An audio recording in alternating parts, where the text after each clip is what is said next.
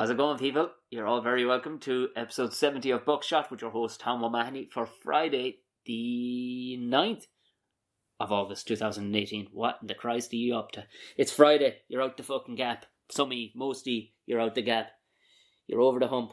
What's the weekend got in store? Are you going to take it handy? Are you? Handier than last weekend? A lot of pint pictures from last weekend. I must get around to actually reposting some of them. This is the big barbecue weekend for me. No gigs this weekend, so this is the big one of the year. I'll like that. It's going to be a meat fest, which sounds filthy, and kind of gay, which is alright if that's your thing. But this will be just eating meat. Still sounds disgusting. Can't actually make it sound less creepy than it already does. I'll put up all the pictures of the barbecuing of meat over the weekend up on Instagram most likely, and possibly Snapchat or whatever else. No dog today. The dog's out the back tearing the fucking shit out of a ball that I got her. So that's keeping our fucking ego's getting out of control. It's out of fucking control right now. Holy sweet mother of Jesus. Anyway, no gigs this weekend, but even though I will be talking to you on the Ramble Pod next week, I am in Belfast. It normally sells out pretty quickly. I'm in Belfast in the Empire on Tuesday the 14th. I was to be there, to be in Lavery's on the 15th, but you know what, between myself and Colin, we said, we'll leave it off. We won't have too much Tom in Belfast for 2 days, so we'll leave it off for another month. We'll try and get me up there for another time. But it's, Tuesday the 18th. So, is it Tuesday the 18th? Tuesday the 14th. Fuck me, Tom. So dude, that place normally sells out pretty quickly, so grab a ticket. If you're in the surrounding area, pop on over. We'll have the fucking crack. Anyway, moving swiftly along to today's guest, David McSavage, one of long-standing funniest people, contrarian, cranky bastard, but very, very, very fucking funny. Some people might know him as a stand-up, an actor, writer, and producer, but you'll know him from like his show The Savage Eye. He was in that movie Calgary with Brendan Gleeson. We talked in this about him working with George Clooney, working with Pierce Brosnan, and just the fucking weirdness of that moment. Also, I mean, it's the sound is pretty good on this one. We recorded in Dave's house in the city centre, but there is a bit of construction noise across the way, kind of towards the end of it. Also, a cat walks through the fucking building. Yeah, it gets explained throughout the podcast. So for now, please enjoy the very brilliant David McSavage.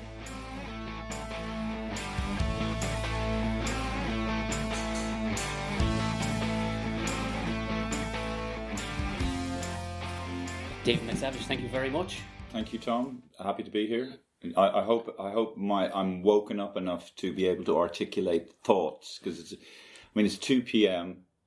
You know, usually by about 8 o'clock, I start to have access to the genius section of my brain.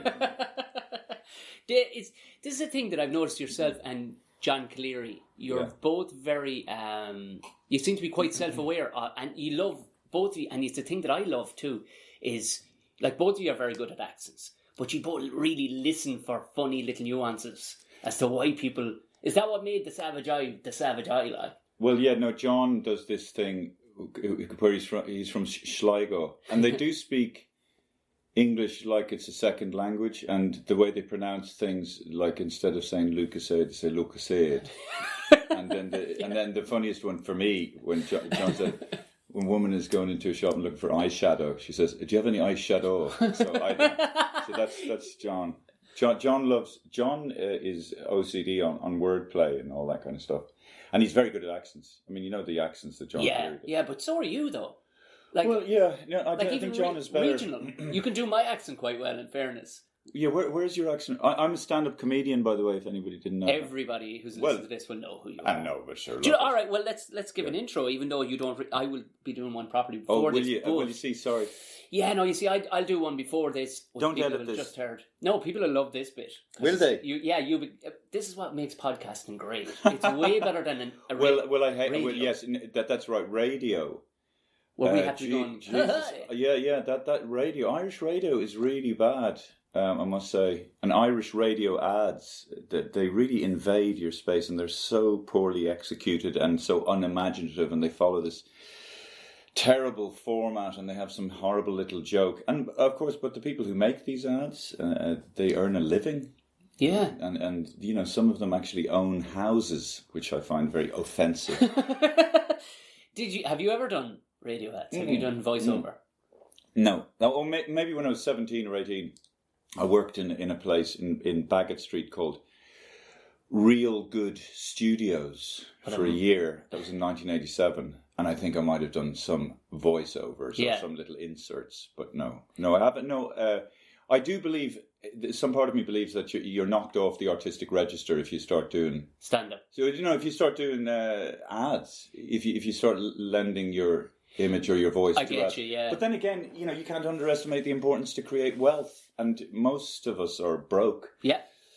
So if you're offered, you know, $5,000 or 10 or $2,000 for an ad, you know, it's hard to resist. But nobody's ever asked me to do an ad. I got asked in to do one, which it was almost like a trial, me and another guy, and they weren't sure what they wanted to hear, so they brought us both in to advertise.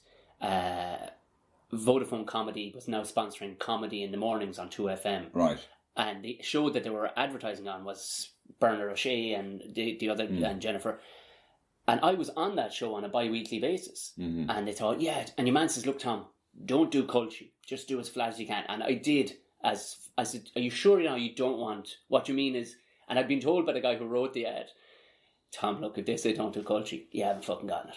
Right. Oh, I see. And I went, really? He goes, look, you can do... You played a character on playing a D4 character. It won't make a difference. They'll want... Do you know... Vodafone. Comedy for everyone. That's what they'll want. Oh God, that reminds me of that horrible Brennan's Bread ad. And that's pretty much... Did you ever hear that Brennan's Bread? Like, what? That just goes on. I says I to you and you to me. And says me to you. If you met some guy in the street, you'd be going like, mate, jump back into your time machine. Says I to you, Brennan's Bread. And it's the worst bread. It's made with hatred and sadness. It's horrible bread. It sticks to your guts. But anyway, those people in advertising, they're awful, awful people, and they kind of know it. And they're really holding back humanity somehow. But isn't that in some amount of walks of life? Like even in stand-up, you're kind of going, what the? What do you mean? You know what I mean? There's still what they perceive that the great unwashed wants to hear. That's what they're fucking getting, and they'll get only that. Like, oh, you mean radio ads and TV ads? Yeah. Yeah, there's one particular ad. What is it about? It's about the lottery. It's a lottery ad, and this guy has. I think the premise is that the guy has won the lottery, and he's going around trying to pick an island. Oh yeah. But the thing is, so he picks an island. But then he brings Ireland, he makes a sort of mini Ireland out of the island. Yeah. But it's so inward looking, it's so introverted, it's so introspective, it's all, you know, like the idea of winning money and then moving someplace and then bringing everybody from Ireland and creating a mini Ireland, it's like a horror show.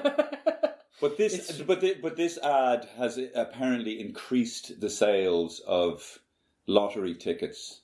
Or the lotto. Yeah. So we can't seem to get beyond, you know, whether it's TV shows or ads. It all has to be very Ireland centric. It has to be about Ireland, the Irish, Ireland, you know, which is. Well, I mean, a case in point was that woman in Limerick that won the 100 and odd million and the Euro Millions. Dolores. Yeah, Dolores Keane, yeah. 140 million. Yeah, and she moved back to her house in Garryowen and just built a high wall around it.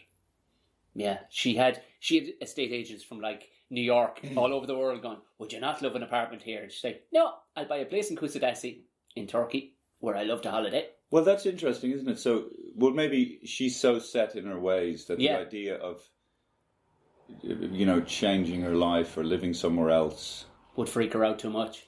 Yeah, because I do that thing in stand up where a rich guy asked me, where are you based? Are you based in Dublin? And I say, no, I'm not based in Dublin. I'm stuck in Dublin because, you know, based implies that you have a choice. Yeah. And then I ask the audience, like, if you had the money, I mean, would you be living in Dublin? And most people say no, but I'm surprised. I'm sure she has houses in other parts of the world. Doesn't she? Possibly, but they reckon, I mean, the people that know from Limerick they imagine that she has more money now based on the interest than what she's actually spent. Yeah. But that's why like that. She has more money, so she's still.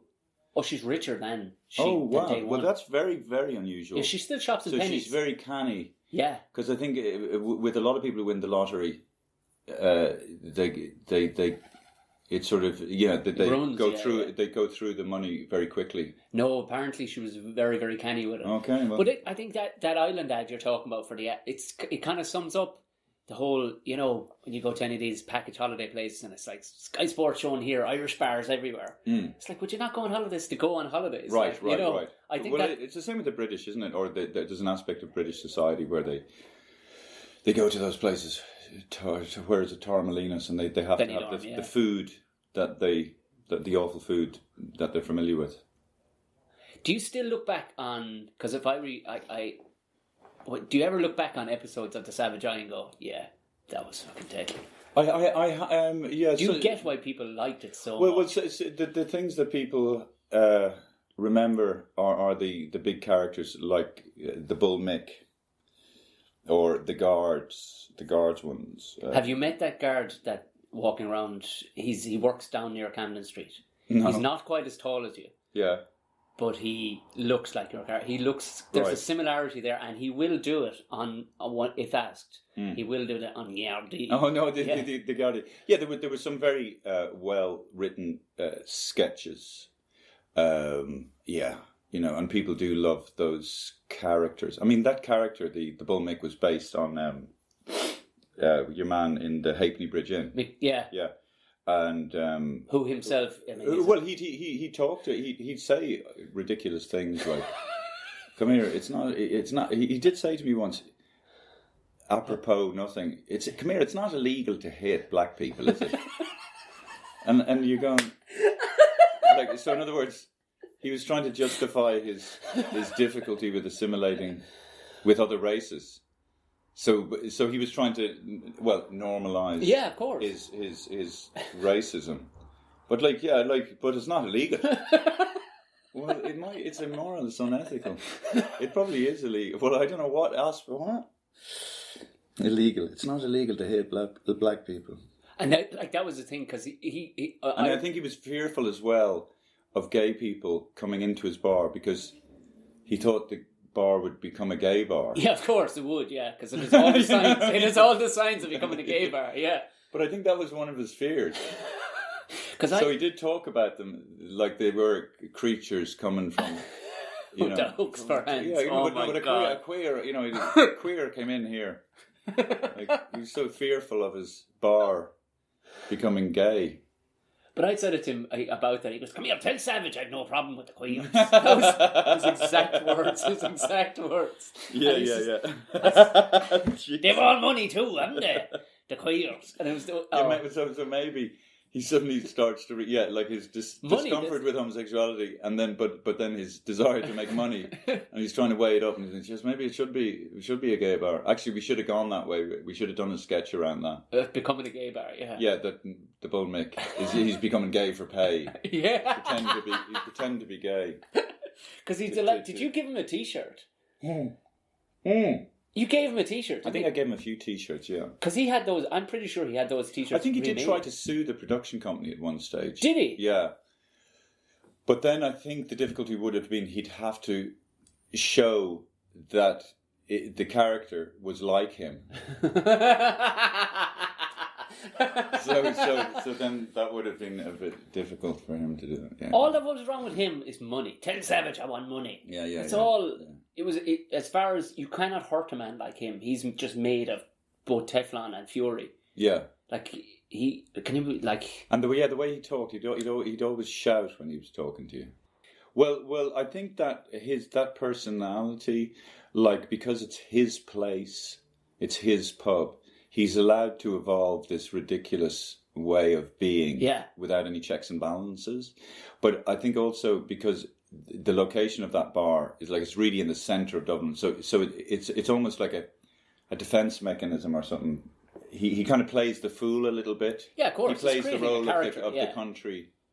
So for me, in terms of characters. It was just like it was a fully formed character that is perfect for a sketch show. And the presidential one was just amazing. The president. The president. That was Mary Robinson. Yeah. Well, she had the thing that the way she talks, she has a fixed grin. So when she talks, it informs the way she sounds. But she was of her time, wasn't she? What's her name? Mary Robinson. So she was like, to me, she was like the figurehead of a tall sailing ship that was representing Ireland. But then she became a superhero, and she could go backwards and forwards in time, righting the wrongs perpetrated against Ireland. So she was like Ireland's Superwoman. I think one of my favourite sketches was the consultant one. Do you remember it was a song, Overpay Us? Overpay Us. God, I love that. Yeah, that was it was so on the money. But that ruffled a few feathers. Or did it even? No, I don't think. Usually when people are complaining about comedy, they're saying they just don't think it was funny. You know. Yeah. How but I think if something is funny, you know, it's undeniable. But sometimes, yeah, I'm not sure. I'm trying to figure out. I'm trying to think of something intelligent to say around that. But sorry. Yes, good satire or comedy. Yeah, they're called punchlines. In my head, you know, they should eviscerate, and if they're not upsetting or ruffling the feathers of the target, then you haven't done it right. Yes, yeah. You know, and that's why. I mean, God, I haven't talked about this in a long time, but I did talk about it a lot. I mean, the perfect example was Joe Duffy.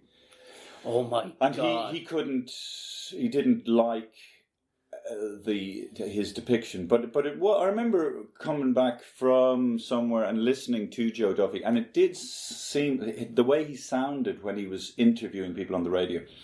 It did sound like he just had a clatterfuck with the person he was interviewing, and he was just very like that. You know, he was very just like he was all spent. He sounded like he was spent and all that. He was just talking to them, and it just sounded like the person he was talking to was lying in bed next to them. He just had a really good fuck.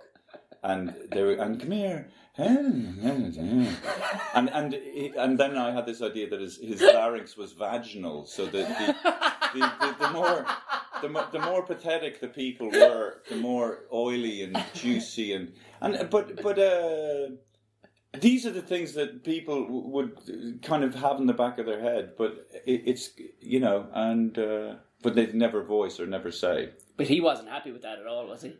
No, but I think he sees himself as one of the first social justice warriors. Of course, but and maybe there is a role in that way. But to me, it's entertainment. His show, so people do tune in to listen to other people's misery. Because listen, that's one of the few ways that I cheer myself up when I hear about other people's. Well, even those radio shows at night, you know, when it's all about it's all shock jock kind of stuff. It's all like, tell us, were they selling drugs around you? I mean, can you tell us what they do this? A lot of those they kind of try to imbue a sort of like, I'm really interested in and they're just compensating for lack of everything or something. And no, because I made the mistake of accepting an interview.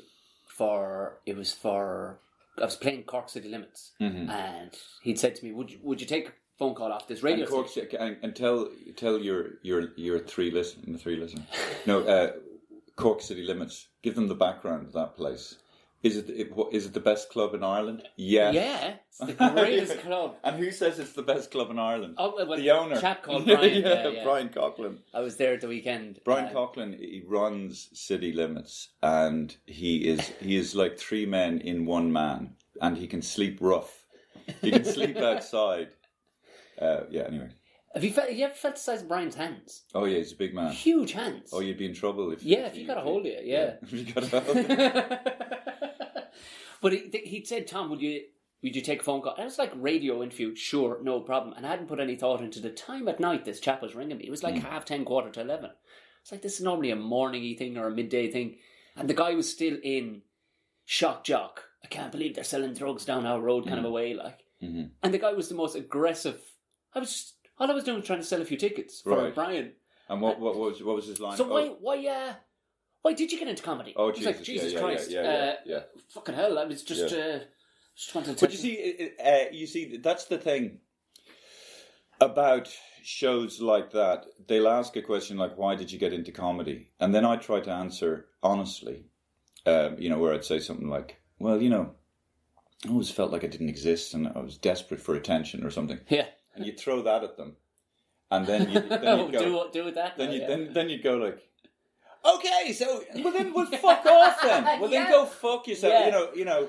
Let's talk about some people actually don't feel like they're here. They feel like they don't exist. I mean, when I say obviously I know I exist, but by the way I carried on sometimes. You would say, Jesus, that guy's behaving like he doesn't exist. He constantly needs this reassurance or this validation that he's here. And the perfect the perfect venue for that is stand-up comedy. The perfect I'm trying to think of a phrase there.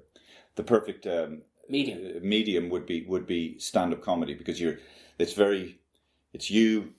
one person and people are looking at you and it's immediate. But what I'm saying is that type of radio format, or that hospice radio, I call it, or it's kind of like hotel foyer radio. You go to a hotel foyer and they say it can't go above a certain emotion or below. Yeah. And if it does, they kind of have that deer in the headlights look. And so therefore you feel uncomfortable and you shut down. Yeah. And so why'd you get into comedy? Oh, I don't know, because I felt like I don't exist and I'm desperate for attention. Okay, so so that's Dave McSavage, and it's just. But I don't know why radio doesn't really reflect what we are like. I don't know what the big worry is. I think there's this worry that you're going to offend people. It's unbelievable. But fuck them and let them be offended. And who in their right mind writes into a radio station? Mentlers. Who texts? Who even texts to a radio? These are the I was listening to News Talk. So anyway, so people at offices, hey, what annoys you? In an office, you know what I mean? This kind of really retarded stuff. And like who goes, oh Mary, come on, let's text in News Talk and tell them what. And, or people who don't wash their cups. Like, I mean, I don't know. But maybe I'm being very, No, you're right. It's the same people that leave comments on YouTube and stuff like that. How do you have the time in your day, or how is this a thing that you can prioritize to go writing into? Like I one of the times I'm sure, but I was complained about. It was on 2FM, and the story had gone down the route of. Which I didn't want it to, but... About you? About somebody... one of the other DJs brought up hunting. Mm-hmm. And I said, yes, I do, but it's all purely so I will eat that animal. I said, I don't do the... Tom, wait a sec. Do you hunt? Yeah. Brilliant. But I will eat vegetarian off of the other times, like. No. Well, of course, you're not going to eat meat exclusively. No, I like that. I listen, people eat meat, so what? But that's... Sorry, anyway, I don't know. But it was brought down that road and I went... What? Oh, yeah. And I already warned the guy beforehand, don't do this. Don't do what? Don't drag it down this road, because when it comes to hunting, you need 3 hours to justify it. And even still, most people's brains will just go, they'll buy a chicken breast, but they won't associate it with the fact that an animal had to die for that fucking thing. But as soon as you say, yeah, well, I went out and pulled the fucking trigger and I gutted the thing myself, that's too much for them. And of course, he took it down that road, and... 15 minutes I could see it, and I wasn't saying no. I said, yeah, I do, but look, I don't trophy hunt. It's purely for sustenance. It's pure, and I said they'll be shot anyway for the betterment of the breed. It's a cull that has to happen in Ireland because we've no natural predators for these lads. And 3 people, and that had emailed in going absolutely disgraceful. And you're like, you felt that. What are you doing with your fucking life? But it's funny. I was doing lots of research around food production, or those industrial animal food production. I don't know the correct phrase. No, you're not far off there. It's factory farming. Factory farming. And so I was doing lots of research around that. And up until this point, I ate meat. I eat fish now, but I don't eat meat. And then I got to this point where I was researching all the arguments for and against. And the thing that changed my view was that obviously animals, by the nature of by the fact that they exist, want to live, but they can't express a preference. Yeah. A cow can't. You can only just make that sound. But so we kind of think, well, look, if you haven't figured out how to fucking say you don't want to die, you fucking eat it. Where we'll just eat you. We'll eat you now. But the idea of that, so we make that decision on their behalf. And that kind of weirdly, I know probably, that switched it for me. I thought, oh yeah, but then also chickens and the way they're brought into the world, and they're just, chickens aren't the smartest things anyway, but in those battery places, they're almost retarded. So you're eating retarded meat or something. I don't know. But then I tried not to eat fish, but I couldn't help myself. I don't know, fish are just. But for the most part, But so what you're saying is the hunting thing. I think that is. I must say, I do. I'm quite attracted to that lifestyle. But maybe it's the equipment that goes along. It's not only expensive; it's time consuming stuff. But it's very good for my head around November. And that's what we're built for as well. You see. Yeah. But our arms, legs, hinges, hands. Yeah. Running and so. Nowadays, you can just walk to the supermarket. There it is, sitting in a box. Yeah, but that's what we were evolved to do. And it does, I tell you, the first time, and it's probably very good for your mental health as well. That's why I do it. Yeah. It's because no phone, no nothing, and it's you may go out and be completely unsuccessful, but even still, you kind of feel good. You're like, well, I was out there, and. You put in the effort. Now you will because there is an abundance of deer at the moment, and because hunting has become so unpopular. It's quite funny. I know. Shooting a fucking deer. And I tell you, it shocks the system when you do it first. Oh God, it does shock the system. We're like, Jesus Christ. You'd have to eat the thing. Yeah, I suppose. Well, I think also, if you thank the deer, even though it didn't really want to be killed, but if you have some ceremony, I think a lot of those old indigenous tribes, they do, yeah, just express their gratitude for all the material that the deer offers them. Everything. I mean, I've made, with all their bones and everything, I make stock, the whole lot, because quite literally the effort, not just the effort you personally put in, but it's like this unbelievably class-looking beast was strolling around. Now, in fairness, they suffer nothing because they're having an awesome life, then it's done. And what do you do with the meat? Do you have to hang it for a few days? No, not so much venison. No, you'd hang it for overnight. Yeah.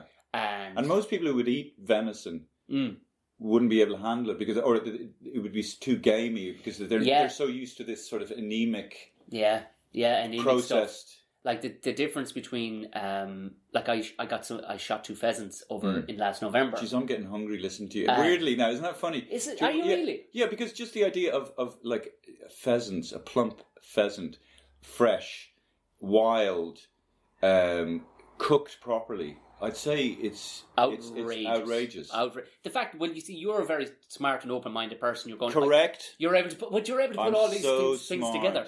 But the amount of people that still single can't get the ride, Tom. What's that about? We're going to sort you out. Oh, really? Natasha, go on. Natasha has some friends there. She can get you sorted. It'll be fine. Yeah. But it's it would freak too many people out because all they hear is you shot a living animal, and they're thinking, my fucking dog's a living animal. Would you shoot him? Like, no, they taste like shit. But do dogs say? I wouldn't. I don't know. Can't imagine. You see, I've seen that on YouTube. Oh God, where the Chinese lads. It's horrendous. And you see the dogs, and they kind of know it's coming. It's all. Yeah. They have a very odd relationship to animal welfare, cruelty. There's none. Like, God forgive me, I've seen a fucking animal. I don't even know. I don't even want to put it out there. Yeah, I don't. But I mean, like, they don't stun the fucking animal and the thing. No. They're horrendous. Here in Ireland, this is the other side of it too. Sometimes people in Ireland I've spoken to, and a very intelligent chap, I remember it was last Christmas, he was the director of a play I was in, and he was saying, no, we've gone vegan because, and he says, I'm totally cool with you. But the way we treat cattle in this country. I'm like, hold on, Davey, you've been watching Netflix, I'm guessing, have you? Well, yeah. Yeah, right. And I went, yeah, that's what happens in America. Trust me, the level of laws that we have here on raising animals is so stringent. Okay. A third of our main export is agriculture. It has to be at the top end. We're grade A worldwide for everything we put out. Okay. So it has to be. Like even one of my cousins, she's a scientist, and she's a food scientist. She has to visit food production factories. And there's one in Fermoy. Mm-hmm. Every part of the building where the cattle travel is curved. All the corridors are curved because cattle are far less stressed by corners. There's that woman who is autistic, Temple Grandin. Yes. Have you heard about her? Yes, yeah. And so she almost, because of her neurological, unusualness, is able to tune in to what is freaking out the cows as they go into the abattoir. So that's probably from... This was based almost solely... Now, she was able and she built a machine for herself because she liked pressure. Really? Well, so she gets into this thing to sort of almost decompress, but it was similar to what calmed the cows down before they had their throats cut. But it's not even a throat cut anymore. Did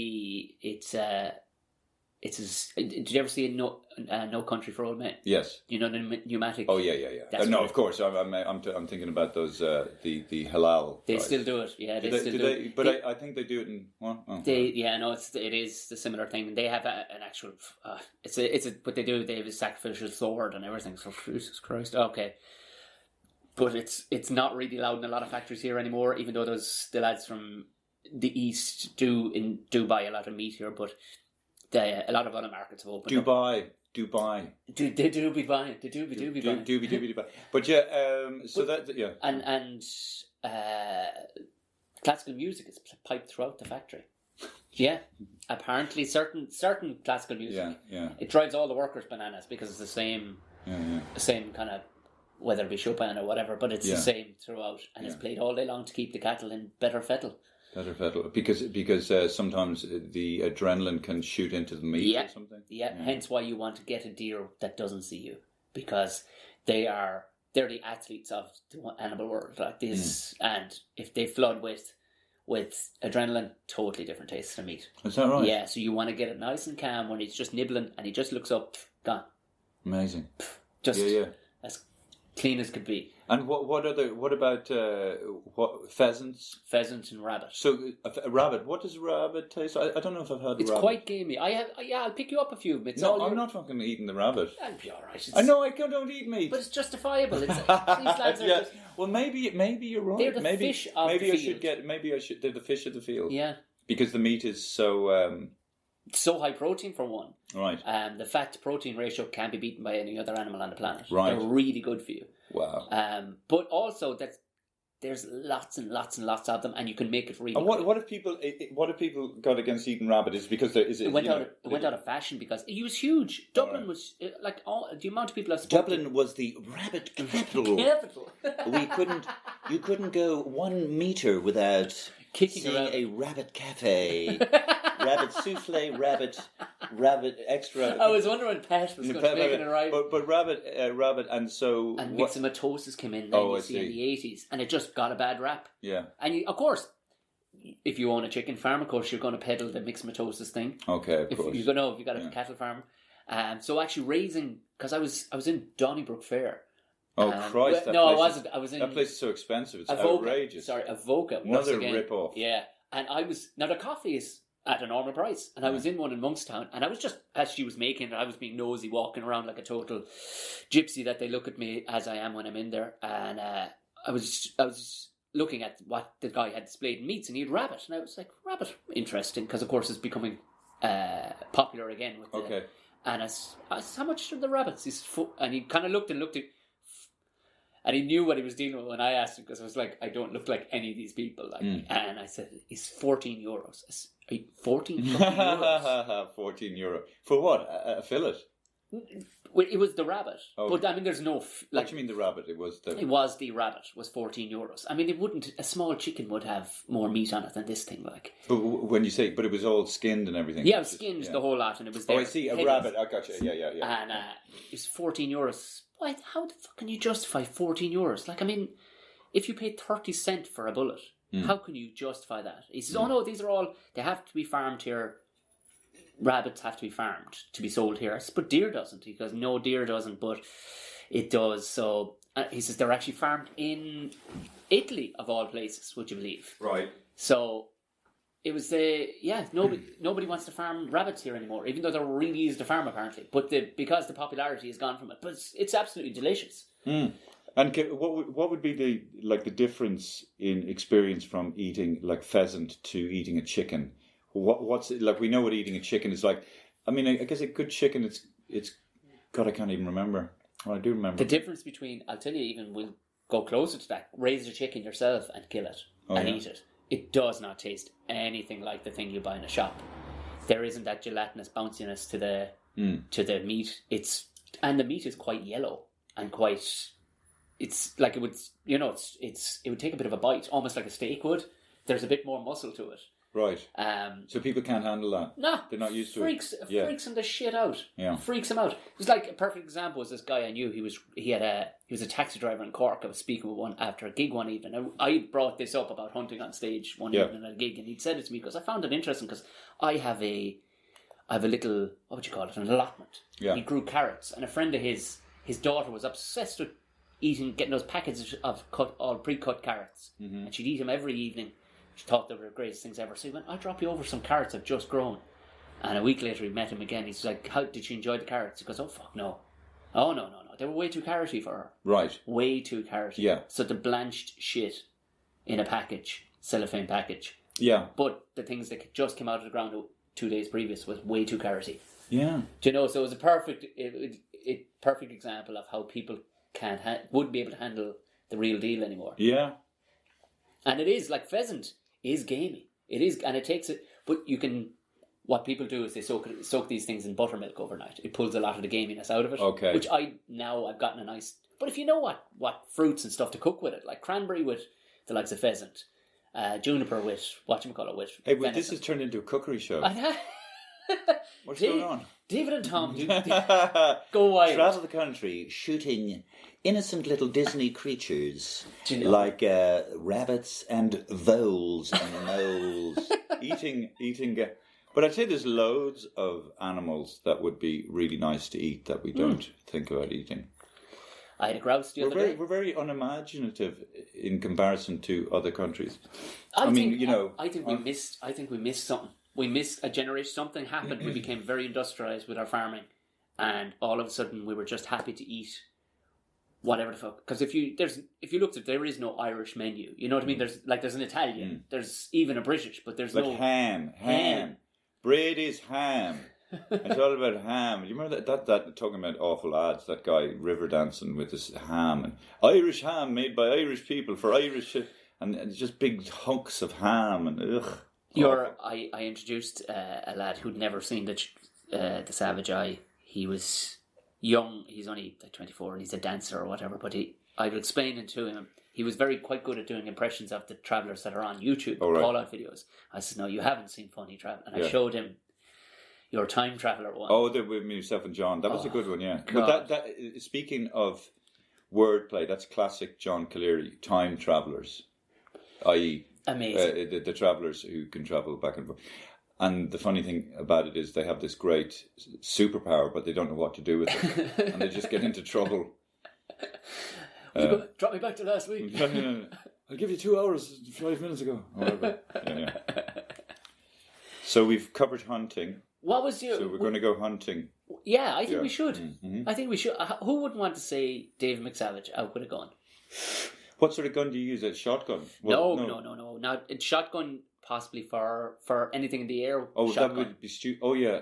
But you'd spend half the time pulling out these little pellets, wouldn't you? yeah, do you know what actually kills them? It's the percussion travelling in front of those pellets first. Yeah. It's actually the air travelling in front of them, all those little pellets. So normally they don't actually land too many of those in the actual bird. Huh. They drop before they sail over them. I'd like to shoot these seagulls. Hey, don't worry, we'll be back to the podcast in just 1 second. If this is your first time tuning in, I like to let people know about Patreon. If not, and it's not your bag, skip on. We'll be here a minute or two. But look, just so you know, Patreon is basically a thing that's set up for any artist, typically podcasters.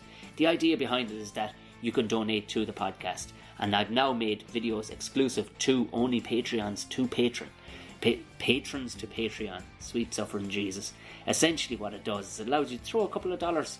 It's in dollars, believe it or not. Yeah, it's in dollars. Throw a couple of dollars towards the podcast, because obviously this shit costs money, and I want to essentially get ahead to the point where we can actually buy better gear, maybe studio times, that kind of stuff, but most likely better gear, better cameras, all that kind of stuff, so we can actually produce more and better quality podcasts for ye. So essentially you become the producers. Like that. Give it a look. Google it. I'll put the link in the description of this so you can see and have a think about it. Like I said, if you'd buy a fella a cup of coffee or a cup of tea, we got a couple of this week. Andy was one of them. Thank you very much. I don't know who the other people are because their names are obscure avatar names. But thank you very, very much for committing to the podcast. I'm not going to stop this thing. I just want to make more of it. And if I can have, if the podcast can have money going towards it, then it's justifiable. There you go. Also, I have a Tea Republic shop. I put it up there for the time being. A couple of mugs have gone as well this week. One t-shirt is gone. Send me the pictures as soon as you get them. Essentially, it's the logos that basically go in hand with the podcast. Have a look at it. Again, I'll put the link in the description of this. Like I said, and the previous ones, I'm going to probably end up going with an Irish company, but for now I just want to see how they sell and what's popular, if at all. This logos are pretty cool. Works well on an old mug. So why not give it a look? Like again, I'll put a link in the description. Have a gander. Tell me what you think. Buy one for your mother. She'll love it. Anyway, back to the podcast. There's a fucking seagull epidemic. You must get a really bad hearing. No, not here. I shouldn't say this because seagulls. Listen to me. I'm going on about being big, but my ex-missus lives on Leeton Street, and there's a big gang of seagulls, and they're really, really loud, and they sort of fly in circles, and I have to be honest, I have fantasized about just taking them out. And with your rifle, you could take those seagulls out. Well, with those, you'd use a shotgun. Yeah. Yeah. Not a rifle. A rifle is for more stationary things that are. And then the guards would show up. I was shooting seagulls, guard. Do you know what we'll start you with? We'll get you a hawk. How cool would you look walking down the street with a hawk on your shoulder? Could you train a hawk to kill a seagull? You don't even need to train it. A seagull would take one look at the hawk and stay and fuck off. Nothing's beating a hawk. They're murderers. They're absolute murderers. Fantastic creatures. Hawks and they're built. The eyes in them. They're like stealth so bombs. Awesome. We are so shit in comparison to how they can like we have to get guns. We have to buy our stuff in the shop. These lads just wake up in the morning with their face. They fuck things up. Just with the front of their face. They've got a knife on the front of their face. Right. Yeah. And big ass claws. Like, there's two of them live in the field behind our house, and just watching them in action as the two of them circle, and they'll scare a rabbit away from its group, and they'll swirl and scare it into the middle of the field, and one will just go down. Amazing. Rabbit dinner. So we should get you a hawk. So what sort of gun do you use? It's a 308. It's the size of the caliber. It's an Italian gun. Well, now, when I was in the FCA... Were you in the FCA? I was in 1917, and I read it. 1983. Oh, I want to hear more about this. I was 17, and I think I went to, was it Gormanston Barracks for 2 weeks. I got sick after the second day or something, but then came back anyway. But there were some lads there that were quite scary. And they were good with guns, but we fired a Lee Enfield 303. Right, yeah, that'd be, So they were very powerful, but they were from World War II. Those rifles, apparently. To be fair, I mean, if you kept a gun really well, they'd still guns are guns. Just right.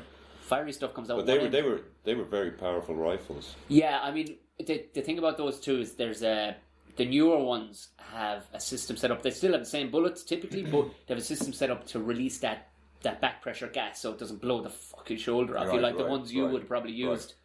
Only, brutes. And so the rifle that you shoot with, how would it compare to a Lee Enfield rifle? It'd be slightly bigger.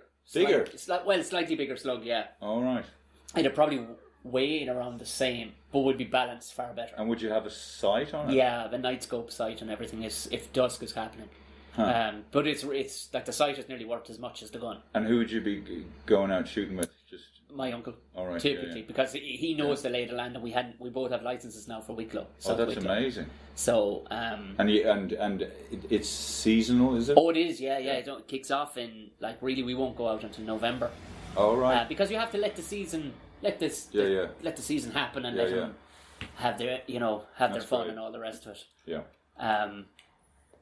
But yeah, I think it'll make a great TV show. David shoots animals.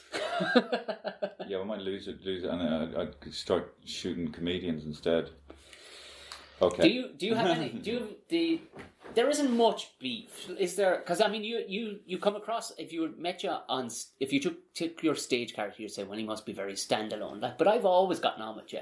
Oh yeah. Ah yeah, no.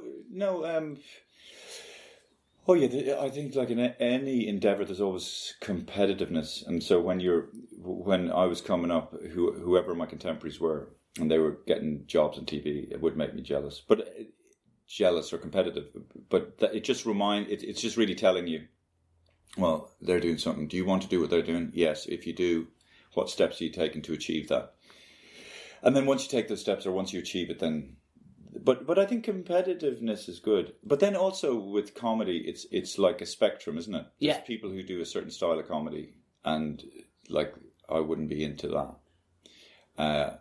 And then, but a lot of comedians I don't get on with.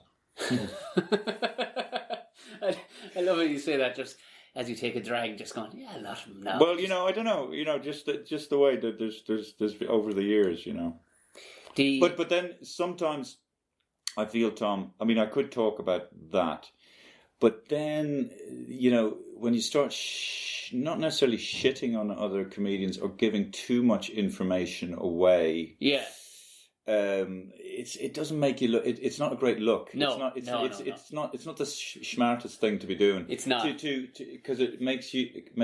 And what's the beginning? I mean, I think sometimes a good. A good dig at another comedian is okay, but I think if you get on with that comedian, then it's more allowable. But anyway, listen, like the Irish thing. What did they say about resentments in Ireland? Like, what's the definition of Irish Alzheimer's? You forget everything except your resentment. so the smallest thing or the smallest infraction or whatever can happen, and then that's it. That I'm not talking to that person forever, or vice versa. And in some instances, I don't mind, but there are a few guys in comedy who I'm not talking to, who I wish I was talking to, and that's a load of shit. Yeah, and I wish that would. But then I have to take responsibility for what I did to create that. But then I suppose also though, just because I've found people make a perception of me, and they go, well, you must clearly. Go around punching fucking women in the head, and you're like, or you know what I mean, or whatever. But how did you jump to that? How? But why punch women? I mean, what do you mean? I clearly must be whatever they put me into, whatever box that they have notions of in their head. Why? Because did you do boxing at one stage or what? No. Yeah, martial arts. But usually those type of people never need to prove themselves. Do you know what I mean? Or are very contained. It's the guys who have no power or aren't courageous. Do you notice that who do that kind of stuff? Yeah, I get you. Yeah. I mean, it's always a strange one. Like when people get, I find it amusing when people get surprised. They go, "Oh, you're actually quite sound." Yeah. It's like, where did you just assume that I was a bollocks? But what do you mean? What would that reputation come from, Tom? I have no idea. Is it because you were Did you fight or no? Yeah. What did you do? MMA, but I also. Right. That's right. I thought that's where your that name came from, Tom. No, the Bear. no. It was like now round one, Tom the Bear. Man, no. So it's just an odd one, and I wonder have you been surprised when you go, oh, you thought I was that? No, I never thought. No, but if you know that somebody is has been an MMA fighter, there you do have a bit of respect for them because it's a very tough thing to do. I still get surprised when people take stuff so seriously. But I don't see how you would jump from, oh, that guy's he's been a fighter or whatever, therefore he must be violent in other parts of... Yeah, well, that's an open-minded brain that you have, like, because, you've been around, so you But the exact opposite is usually the case, isn't it? Yeah, some of the most gentlest people I've ever met are really high-end fighters, right? Really world-end, top 15 fighters, like. I mean, when you see guys who can handle themselves, they don't... It's that's their job, that's their daily routine. So they just have a presence, don't they? They do, yeah. It's almost wizard-like. You're sitting there going, wow, at any time you could wreck this room. No, but he would never, or he or she would never need to do that or prove to themselves, because that's not what they're doing. I mean, that's the awesome, amazing thing about fighting. Is in general, it seems to be that you have two. Let's talk about the men side of things. The two guys who are fairly evenly matched, who have respect for each other, who haven't. They're not like they haven't lost their temper or whatever. They have their wits about them. Yeah. And so it's very controlled, and it's a horrific thing, and yet beautiful at the same time. And you see these guys like punching each other, whatever, and then at the end they're hugging each other. Yeah. And it's very amazing, actually. Do you know there's something beautiful about it, and yet kind of, I don't know. The next one that's on in the stadium just up the road. I went there. I was a couple of months ago to see, and he was on the podcast. A guy called Luke Keeler fighting. He was headlining and it was just as a social study to watch who goes to these. Right. You should come some evening with me. Well, it is phenomenal. In what's the cross section of society? Yeah, society. Like there's regular blokes like you and I just sitting there going, "This is great" or whatever, and then you have you'll have a large contingent of the traveller community. Then you'll have the people that kind of watch, love, hate, and aspire, and then you'll just have. You have people that are directly there for the fighters. Lord and Lady Farquhar. Yeah, it's just brilliant to see it. But I think also, with a really good fighter, it's almost like the level of dedication and the amount of work that they have to put in. I mean, there's fitness, right? Yeah. And then there's that kind of match fit fighting fitness. Yeah. And on top of that, you're getting punched and hit, and just the headspace to be able to keep yourself together under those conditions while getting hit. It is quite spectacular. I mean, it is. I mean, primeval, is it, or what is that the word? I mean, it must go to something in your brain. Because that chap. I mean, these guys are warriors, you know. Because that chap Luke that night, he broke his hand, 2 bones in his hand in the second round. And went to 8 rounds and finished the guy off by the 8th round with his other hand. You fucking broke your hand. Yeah. Like that. But I would never. So you're saying because people knew that about you, they thought this guy is a fucking wild animal. And he's gonna, Yeah. And it's not. But I mean, do you not like that a little bit? Do you not like the fact that? Yeah, of course. There's this little frisson of like, oh, jeez, your man was a fighter, and you get a bit of respect from it. Of course, there is something, but then also like, don't jump to too many conclusions either. Jesus, you know what I mean? Like, it's an odd one, but what always still surprises me is how seriously people take stuff from the stage as well. Because I was actually in Cork, and a woman came up and she's like, "I love the podcast." I went, "Oh, great!" And who's up next? This is David McSavage. She goes, "I liked him. I liked him a lot." And I went, "Liked." In my head, I'm going, "But it's the comment here." He said a thing to a woman from the stage one night, and I tell you now. Oh God! And I went, I didn't care what it was, but I went, what did he just pick this woman? Well, she'd had a few drinks. I went, oh right, so she was definitely. Yeah. You're going to sit there and shout at David McSavage and expect not to get a verbal slap, like. Right. Well, it's I've overheard women talking about my act. I was in the International a few months ago, and they were going up the stairs, and he said, "Who's on?" "Oh, David McSavage." "Yeah, he's a bit sexist, isn't he?" And I'm going, "Oh shit," you know. But sexist isn't what I'd pick. Well, you know, there are things I will say, but my angle of attack is I'm saying it because I don't know, but it could be construed. I guess it could be misunderstood as sexist, and sometimes I do go for easy laughs, and then I think, well, Jesus, you know, sometimes you say things that are clearly really sexist, but they get this huge laugh. Yeah. Because they're absolutely wrong to say. Well, let me put it to you this way. For instance, the bull Mick. Yes. Clearly homophobic, racist, misogynistic, doesn't like women, doesn't like homosexuals, doesn't like, well, whatever. He's fearful of everything. And So the point is, how can guys like this exist? A good thing that John Culinary says, you'd look at a guy like Bull Mick, like you'd look at a steam engine rolling down the road, you'd be thinking, Jesus, I didn't think they still made these things. Right? So this guy can exist within this environment that he's created for himself. He doesn't have anybody above him to tell him to check him out, you know. So you make fun of this guy, or you do this character, but then people who secretly are, you know, like those views. Yeah. They see him as a cheerleader. Okay. Yeah. So that's the worry sometimes when you're doing stuff, that people will misunderstand where you're coming from or what you're doing. Yeah. But then I think it does make you, when you do hear criticism, it does make you examine yourself, and I think, well, geez, am I sexist? And I think maybe I am a bit sexist, yeah, sometimes.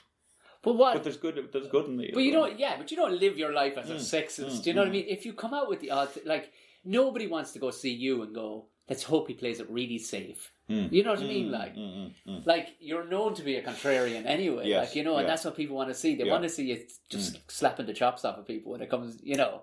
Yeah, but I think when you are sexist, you know, if you're doing something sexist, if you're directing it at your own inadequacy or at your own failings or frustrations of being a man. I was doing this thing on stage,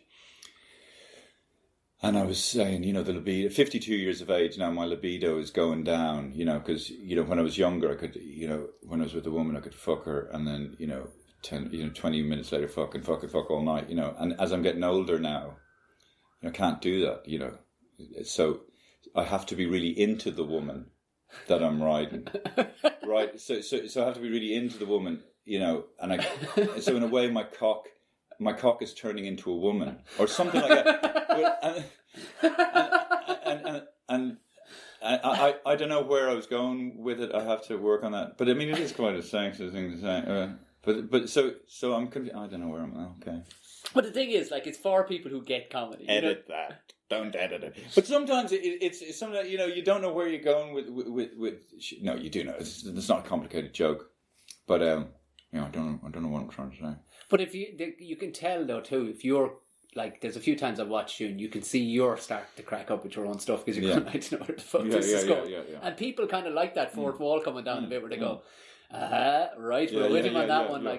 Like for anybody to, like, it's almost a compliment if they buy what you're saying so seriously, because, you know, fuck, it must be a really good act. Yeah, well, I think also, I don't know who said it to me ages ago, that you're duty bound to share whatever thought pops into your head to an audience. Yeah, that's a really good point. And people will hate you an awful lot more if you're second guessing what you think the audience wants to hear.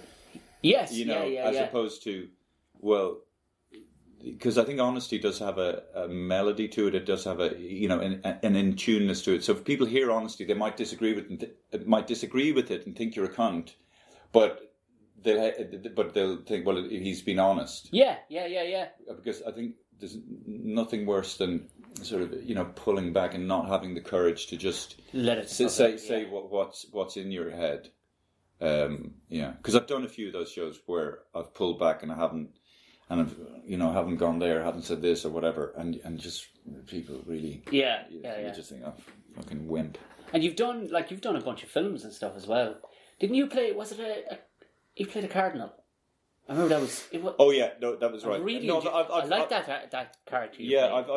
I've done a lot of small roles in films. I just did one recently called Catch-22, and George Clooney was directing. Really? I'm just picking up the name there. Yeah, that's great because I was actually almost fell off the table. No, anyway. So it was very small. Was it here in Ireland? No, it was shot in Sardinia and Rome. So I just was in Rome about a week ago shooting this really small scene where I reveal dead bodies to this young soldier set in World War II. Right. And so you're here in Portobello in Dublin. You fly to Rome. You get your hotel. You're sitting in your hotel. Next day, then you're taken to the set. And then you're in and you have no chance to rehearse because it's such a small scene. Right. And also, it's a very big production. Yeah.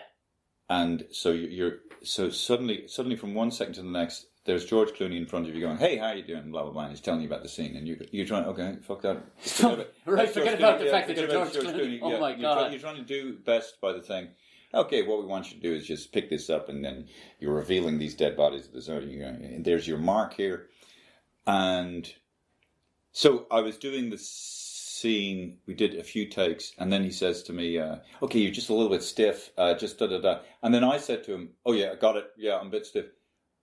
But I didn't know what he meant. I didn't know. Right, well, I didn't know. Does he want me to walk around in the scene a bit? Because but because the production is so big, and you don't want to slow things up, you just So then he did two more takes, and I don't know.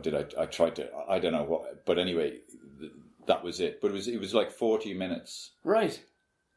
Just doing that scene, or 50 minutes or whatever, and then you're out. But what was nerve-wracking about it was I didn't have the confidence to sort of say, "Sorry, George, how are you?" When you say stiff, do you mean you want me to move around the scene or maybe whatever? I just pretended I knew what he was talking about. But why wouldn't you have the confidence? I mean, you've been on a bunch of stuff. Well, yeah, because why wouldn't I have the confidence? Because I don't know. It's just I didn't. Is it the Irish fella in you? It's just you're a bit because of the size of the production, and it's just rolling along, and you see that they're working quickly, and you just don't want to. No, I totally get it because I did the very same way. But yeah, as I'm talking to you, you just don't want. I guess the fear is you say something like, "Sorry, George," blah blah blah. And then everybody stops and and it just says, "Hey, come on, man, just do what he." I don't know. No, anyway, I didn't have the confidence, but I mean, I think, yeah. So I'm just sharing that piece of. But I wish I did. I wish I did say. A lot of my life is spent thinking about certain situations, what I should have said, what I could have said, why didn't I say this? Do you know what I mean? I bet a lot of people are. Yeah. I bet a lot of people are. I mean, you're lucky enough that you do get to say some things, you know what I mean, and the fact that you do live performances. Well, that's the good thing about what we do. I mean, it's kind of like a shit version of therapy, where we go on stage and we can just get rid of the anger. I mean, that could make shame. There's the bones of a funny story in that alone. What's that? On kind of shitting it in front of Clooney a small bit. Like. Well, I was nervous and I was not confident, and I did not own the space that I was in. But if you think about it, you want to do your best for the production. They're paying you money. You want to, help the narrative run. And it would have been no harm for me to say, "Sorry, I actually don't understand. Do you mean?" Because I was fixed in one position. Do you want me to move around a bit? And of course, I assume that's one. And also from his point of view, he's looking at the scene from the outside, and it's blatantly obvious. Yes. To him. Yeah, of course. And he just assumes that it's obvious to me as well, but it wasn't, and I didn't get it, and I didn't have the confidence to say, okay, just let's slow things down a little bit. What are you doing? Was it on that set where that certain actor asked you if you were based? No, that was Pierce Brosnan, believe it or not. So I did this film called IT, and and but it was a small part in that, in film. Very, very nice man, and I'm having a Rolly cigarette, and he comes up to me and says, "Hey, do you have a Rolly?" And I said, "Sure." And I do this in stand up, and I gave him a Rolly, and so he said, "Where are you based?" And so I'm based in Dublin. And I said, "Where are you based?" And he said, so I said, "No." He asked me actually, "Are you based in London?" Right. And I wish I could have said, yeah, I'm based in London. No, I'm based in Dublin. And then I kind of went, "Where are you based?" And then he just went, Malibu. He said it like that. Yeah, Malibu. Yeah. So I do that on stage. And the idea that as we speak right now, there is a place called Malibu, and none of you fuckers will ever get there because you can't figure out a way to create enough wealth for yourself. But it is amazing to think that, there are, as we speak, there are people who live lives that are so vastly, at a different level than I can imagine. Just huge palatial mansions, swimming pools, whatever. Yeah. But their enjoyment of the simple tomato is not greater. Their enjoyment of the simple things. But that's exactly it. So that's how we justify making ourselves feel better about it. Yeah, we make ourselves feel better about not achieving things. Well, I asked Tom Green about it. Because obviously, I said, you were rocking it there for... Tom Green? Yeah. We interviewed Tom Green. Yeah. I mean, from Canada. Yeah. The comedian. Yeah, I toured around Ireland with him. Very, very funny man. Yeah. I loved his show. While we were chatting, I mentioned you. I said, you get on very well with him. I said, he's... Yeah. But I asked you were touring with him? Just around Ireland. Oh, right. And I'd said to him, I said, what's the fucking... how are you living these days? Like, because you're doing fine, obviously, you're. But I said, is it... Because obviously you must have been Rockies. Man, I blew a lot of monies, but...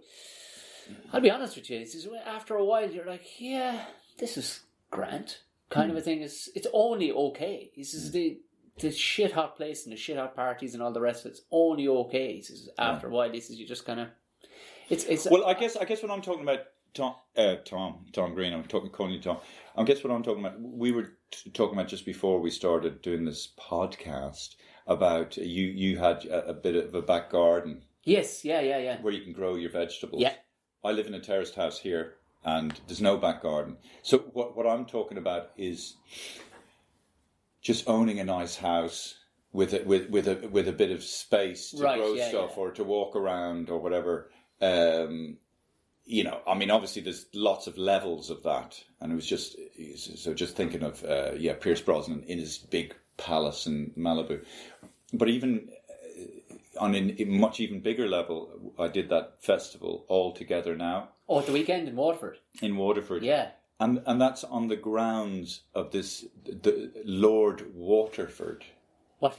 There's still a Lord Waterford. Well, there's a Lord fucking Waterford. I don't know what a Lord Waterford. I mean, and this palace.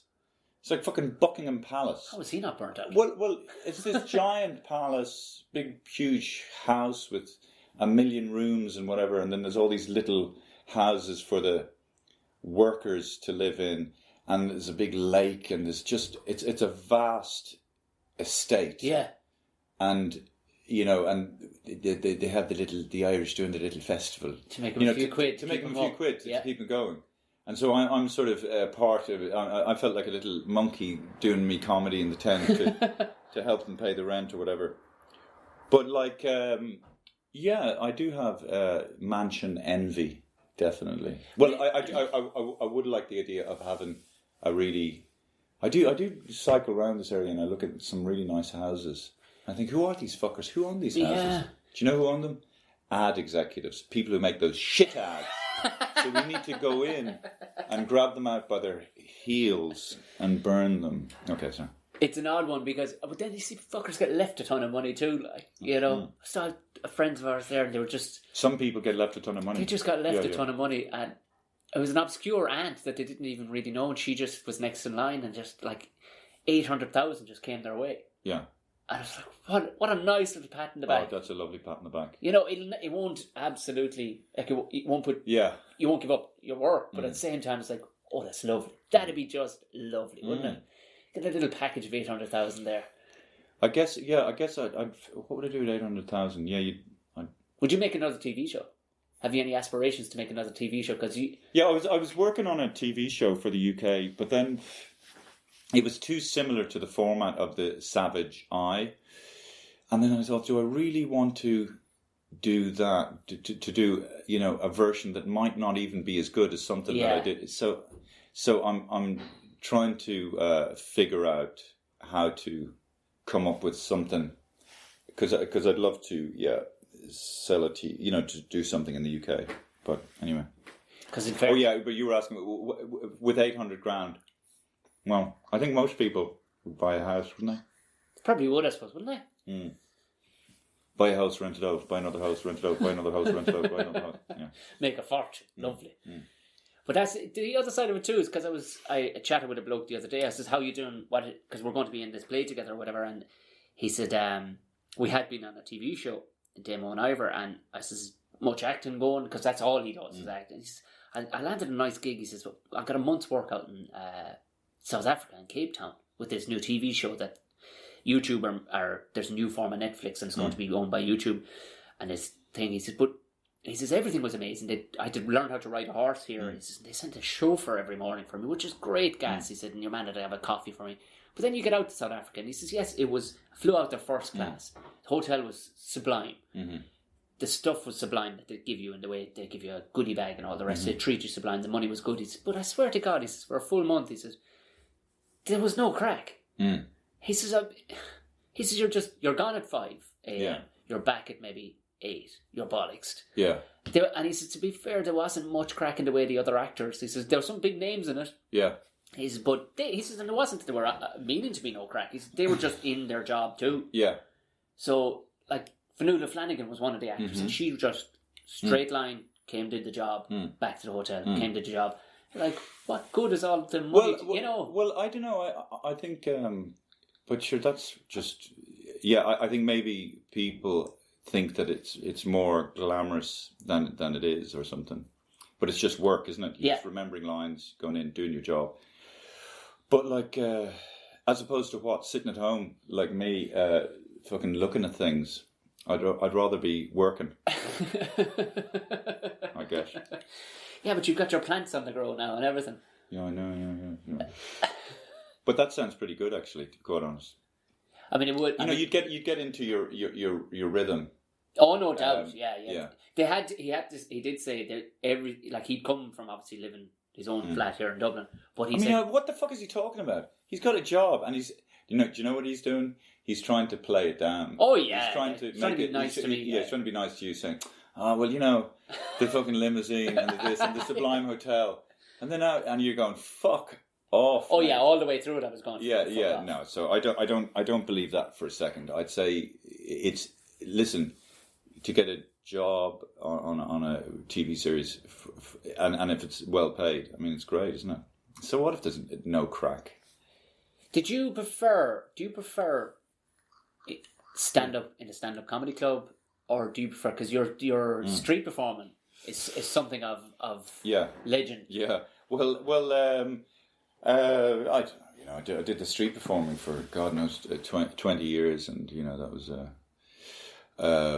and it was quite a free way to live. You just rock up wherever, and you could make a living.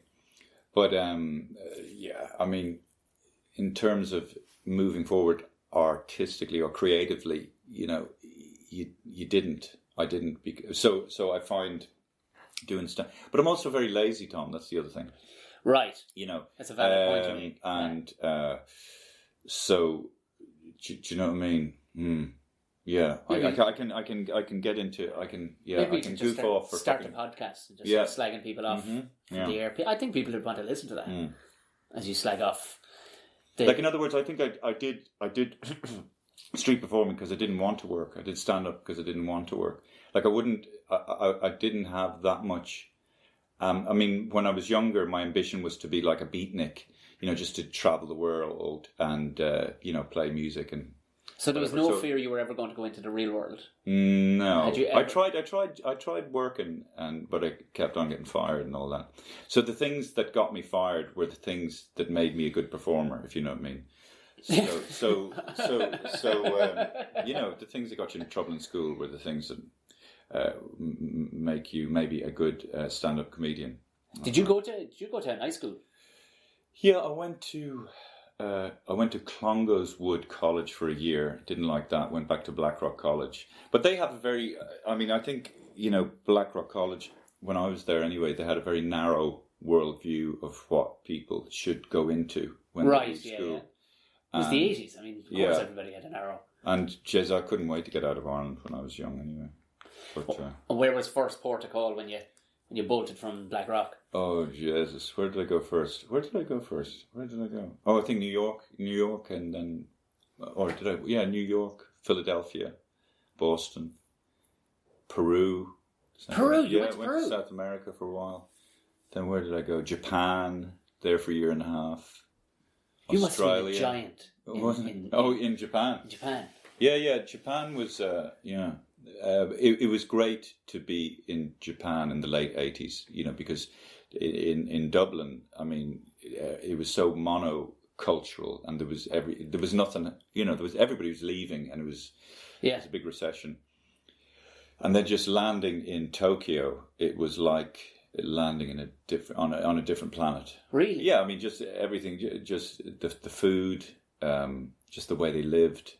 I mean, there was even this part of Tokyo called Akihabara, which they call it Electric Town. So all the latest gadgets and electronic equipment. So there's a whole village, a kind of modern village dedicated to that.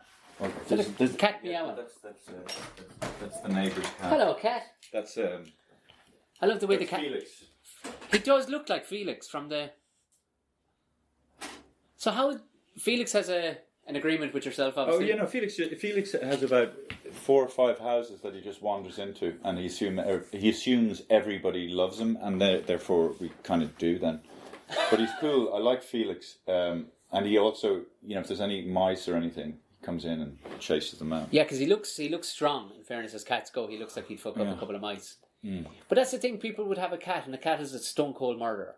Right. And they'd shit the bed at the sound of, what you kill? You kill food? Right. You know what I mean? Yes, yeah, But that he will absolutely murder things and walk away from it, not for the want of hunger. Yeah. He'll actually walk away from just murdering a bunch of birds. I've seen him play around with mice. And the last, I think the time, obviously we gigged together in the Comedy Shed, but the last time I met you, we were down it's major plug in here for City Limits, but it was in City Limits, but you just done the Everyman. Oh, yeah. What play was that? Because I never got to talk to you about that. What was it called? The Pillow Man. Was it? Martin McDonagh. Right. He wrote that. And yeah, I never... I mean, apparently people say it's his best play. I did it because I thought maybe he'd give me a part in a film or something, which he didn't, which I don't care. I mean, I get on. He's actually a good mate, Martin. And he's a funny guy, and I really like him. But I'm not a fan of theatre. And also, it was my first time doing it, and I was playing with a much more experienced actor called Gary Lydon. Oh yes, yeah. And he's been doing theatre for years, and he just has a way about himself on stage that I couldn't get it. I couldn't get the character. I was too it was almost like to me it felt almost like a line remembering test, and then I tried to loosen up and do something different, and then it would freak me out. So I didn't have the technique, and I mean, the very rare times I'd see a play, I'd listen to the actors and I'd hear them talking like it, and I thought it was awful. Yeah. And then I found myself doing the exact same thing. Right. I could feel myself being shit on stage, and it was just it was difficult. But that's the self-awareness of a stand-up. Yeah, but yeah, it's I don't think. I mean, you'd never say never, I guess, but I don't know. And the actors, there's a lot of these actors, and you can see that they're like little princes in exile, waiting for their big break. Yeah. And they're doing all these stretchy exercises, and they're doing all their voice exercises. And, okay, your voice is warmed up, but you're still shit. You're warmed up shit. But actually, the voice exercises do make a difference, because if you don't do that when you go on, you've got no power in your voice. But you have a good voice, though, in fairness. Well, yeah. But anyway, so it was kind of okay, but it didn't light your fucking world. Mm-mm. Did you? How much crack was it? And also, I wasn't brilliant in it, and that was very frustrating. I think if I had more experience, or if I had more confidence with it, or just could figure, I didn't get the part. I didn't give the character, blood and fucking spirit, and I just never. It's very hard to love something when you're not able to give it 100%. Like if it doesn't come out really good. Yeah, like, so yeah. I never really felt I got the hang of it. But maybe that's not a reason not to do it. But here's the thing.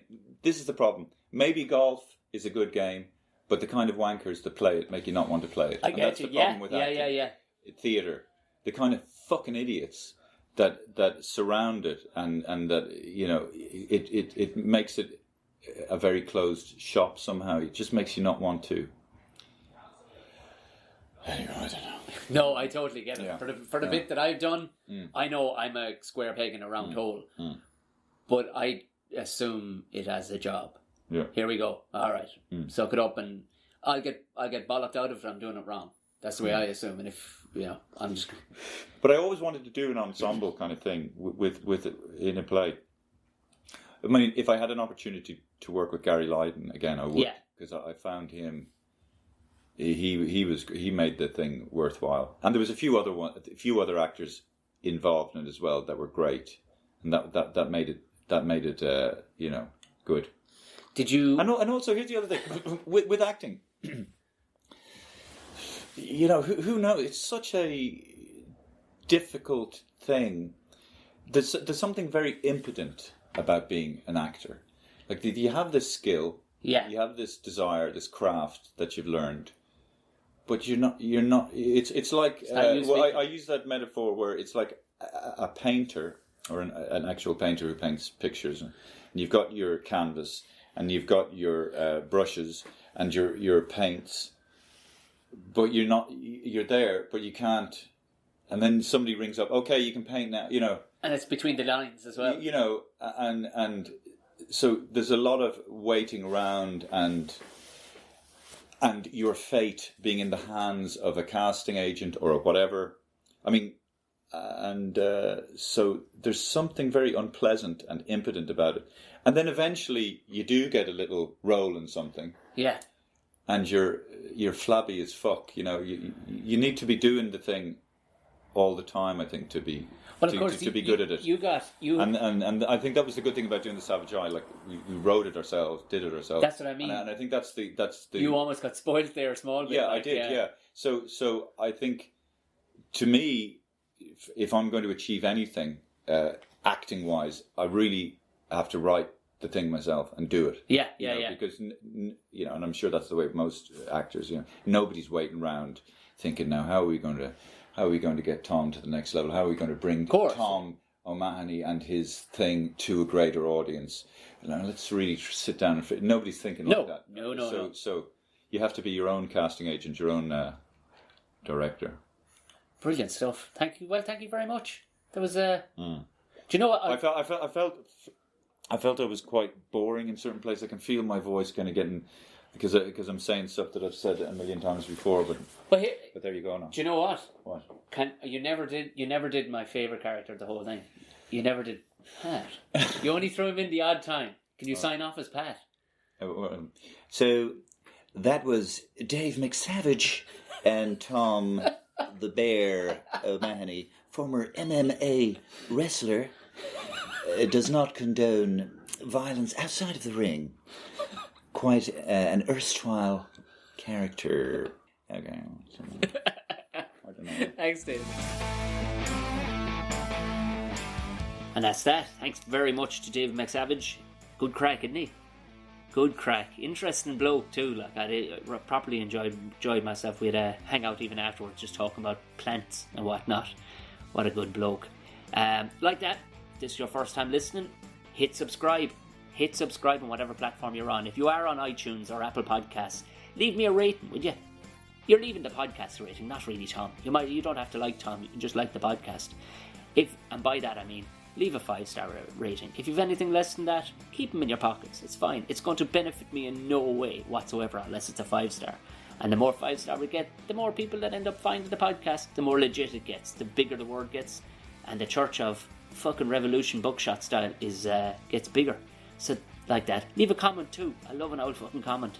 Why not leave it down the bottom? It'd be fucking class. And at the very least, give it a share. Do you know what? Throw it up on your own social media and go, here, listen, if you're at nothing, listen to this bollocks. He's worth it fucking listen for an hour and a half during the week. Like that, you can follow me on all social platforms. You can Tom O'Mahony Comedy will find everything like I said before. Instagram, Twitter, Facebook, Tom O'Mahony Comedy. Find it. You'll kind of keep up to date with shit that's going on and all the rest of it.